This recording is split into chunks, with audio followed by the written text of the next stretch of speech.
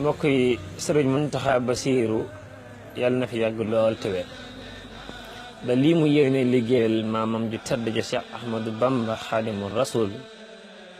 tàmbali na ko yàlla na ko yàggale ci sagoom ak wéram ak képp ku ne amin ci barke Mustafa sallallahu alayhi wa sallam sëñ Muntaxa ñaanal ko moo ñu noppal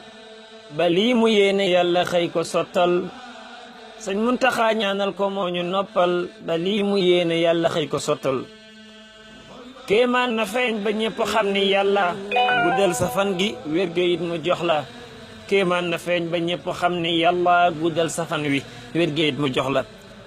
sëñ Muntaxa fukk ak juróom ci téeméer boo ko dundoon ñooñ diine kenn du xëy mer wallahi mbakke reen yi diine dégg na suuxat tereen ba Muntaxa yeesal na diine bu doon garab mën naa la reen ba mooy xam-xamam ba Muntaxaay saadix ba xolub murit yi Muntaxaay dundal ko te bët gisul lu gën jëmmam xam leen ko sëñ Muntaxa sopp ko war na tey jëf la mu digal murit ya yaay kaleen saf buur yàlla njaam gi lañ beral saxoo ñaan ca fan wa rek wéram gi noo la koy ñaan yokkal te dolli wér gi kii di saf daam sëñ Muntaxa Basiiru yaa niroog daam yokkal te dolli wér gi kii di saf daam sëñ Muntaxa Basiiru yaa niroog daam yàgg fi lool te wér ci daraja Muhammadu Rasuulullaahi sallallaahu alayhi wa sallam